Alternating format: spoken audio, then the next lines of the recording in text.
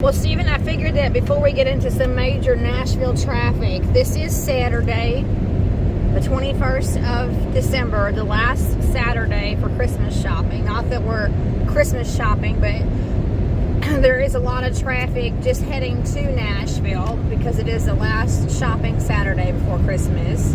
So as we're heading into Nashville, and before we get into all the traffic, tell everybody where we're going this morning and what's happening. I'm going to FLEETPRIDE, drop off this drive line and the yoke from the tranny and the yoke from the front diff. So I'm going to rebuild my drive line. The slip joint is wore out.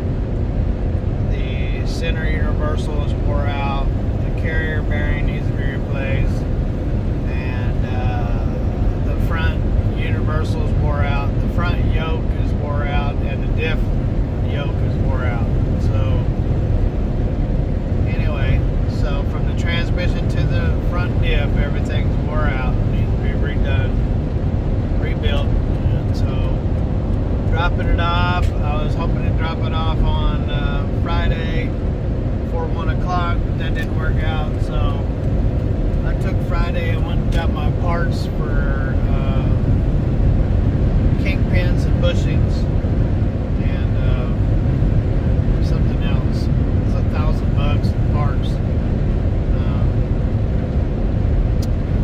Anywho, I'll be going back. I did discover since my truck is jacked up, it's forced oil over into the neck, over into that wheel, and for the first time since I've had the truck, oil is actually leaking down on the tire. So very good to the young man who discovered that it had wheel seal leaks, because I didn't see a wheel seal leak and would have never thought that there was a wheel seal leak. But when I having the truck jacked up the way I got it, the wheel seal is leaking. So anyway, I'll have to go back and get some wheel seals, and probably should get some seals for either end, the transmission and the diff too, while I'm there, you know. So I got to get some seals. So you originally didn't think he understood what he was seeing then, originally? Well, I mean, he must have, like I said, snail eyeballs. Snail eyeballs, yeah. Because no matter how much I was looking over up in there, I could not see him behind them brakes. I mean, I could see everything on the surface, but I couldn't see him behind there. And somehow or another, he was able to get his snail eyeball back there. So, unless he's got one of those little cameras on a stick. Of course, I didn't see anything like that in his hand, but he did a good job. So we'll get these things taken care of. I mean, it's normal wear and tear for a truck to get wear under there, so just get it taken care of, get it done, get it out of the way, and so the truck can be good and safe heading down the road. And those are things we don't have to think about. Have a peace of mind when we're going down the road. It just seems like every day is an expensive day. That certainly adds up. I knew it was going to be expensive. That's why I said there was no way I could do it with the finances that I had. And I was going to need some more finances. And on top of that, this is a month of holidays. So between the holidays and the month and the cold air and the rain and all that stuff, I knew it would take every bit of this a month for me to get all this done. So anyway, so it is what it is. Gonna go drop off this drive line and get it rebuilt. Hopefully I'll get it back the day after Christmas or something like that. We'll get it back, get the truck back together. So that's not something that you have the tools to do yourself then? Well, it has to be cut and so on and so on. No, I mean, I could change universals, but cutting off the slip joints and putting on new slip joints, I don't have anything around there to do anything. Talking about tools, you use some of your power tools last night, and you said it was quite the experience. Yeah, well, I can tell you that on the 1500 torque hand impact 3/4 inch, it worked hard. I mean, it wasn't coming off very easy. And the one on the nut on the back of the transmission, it wanted to fight all the way off. Yeah, the thread's about that deep. And it fought all the way to the end. It did not want to come off. I couldn't imagine trying to do that without a big, strong, powerful tool. So I'm glad that one tool has already paid for itself. I guarantee you that. Yeah. Because you would have had to pay big money just to have somebody. Oh yeah, I mean, yeah, it's that one tool's already paid for itself, and then I got to take all the wheels off, front and back. I'll do the back. I'll do them whenever, but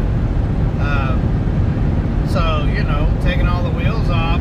I've been over the years just using a torque multiplier, and it taken 5 minutes, 10 minutes per nut. So you know, it'd be real nice to just hit them, wham, and take them off. So anyway, yeah, it was quite a job just to hold on to the wrench. Them things are powerful. But anyway, I did have to heat up the nuts. You know, it was 34 degrees cold. I turned the turbo heater on underneath the tarps. Had heat going in there, and I took a little torch, heated up the nut. When it kept being tight, even though it was loose and it was coming back, it was still real tight. So I heated up again. That helped. You know, I mean, so it really helps to have some heat to get them nuts off.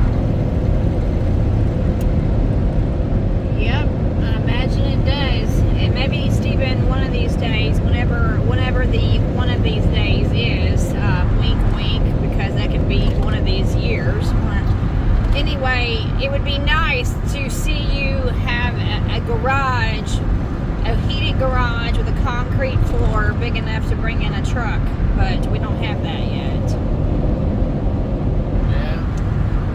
Well, We're 17 miles out of Nashville. Driveway. Yeah, 17 miles from Nashville. But no, I just it would be nice, Stephen, to be able to pull in the truck and to. At least it ain't like one time I was up in Williston, North Dakota, and it was 50 below in the wind. Can't remember what the temperature was, but it was below zero. And but it was 50 below in the wind, and I had pulley seized up. You know, a tensioner pulley seized up and broke the belt, and so I had to get a new tensioner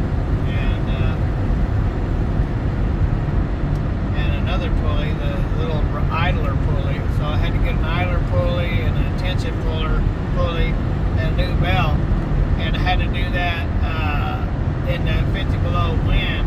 Let me tell you something. That was a very, very, very painful experience. Wow! You don't want to be touching metal with your bare hands when it's 50 below in the winter time. No, I guess not. So, you know, this is quite cozy compared to that. Well, that's true. And you do have a tent, a tarp. I don't have a tent. I have tarps stretched out over, 8-foot tarps stretched out over the truck. Well, you've made it. I mean, I meant. And I have 3/4 inch plywood laying underneath the truck.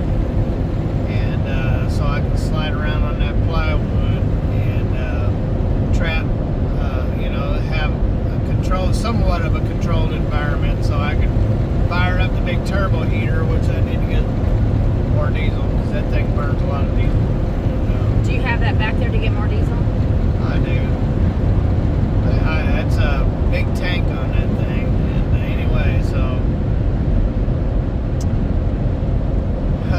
yeah, so I mean, it's it's not the best, but it's not that bad either. I've had it a lot worse. So.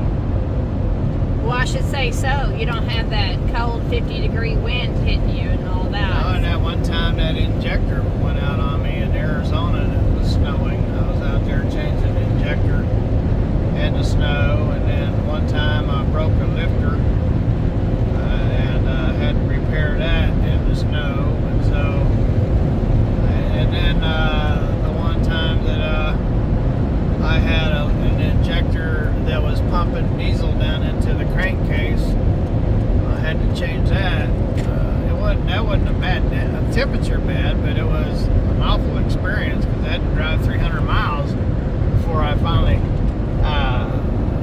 got a new injector, and I had to change the oil 3 times because it was just filling the crankcase up full of diesel.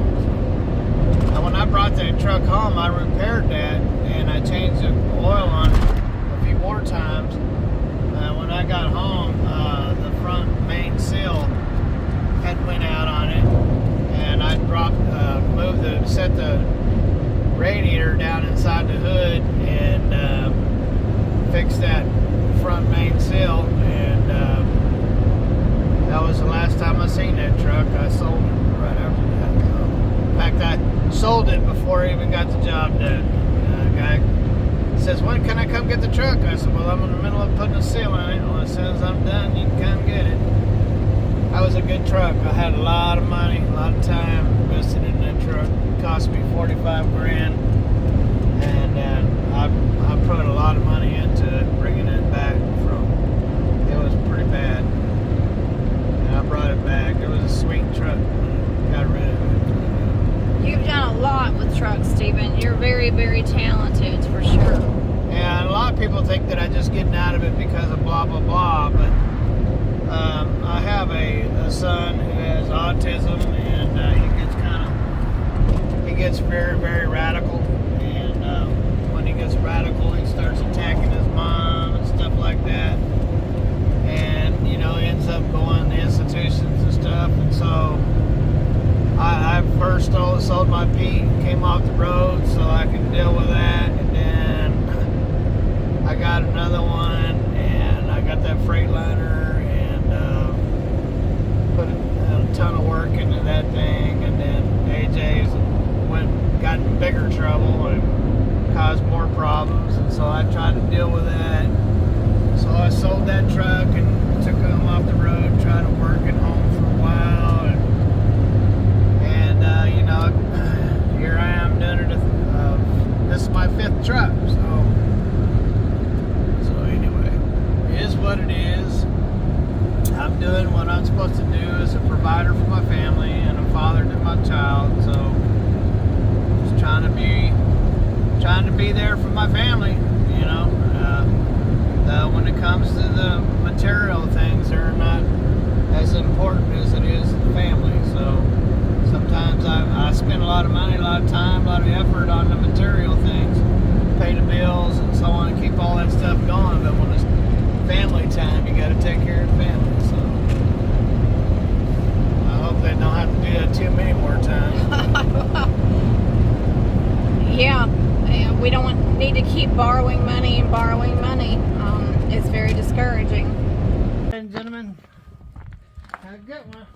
Have a wonderful day, wherever you are. Have lots of fun. God bless. I'm Big Belly. And I'm Bumbles. There she is.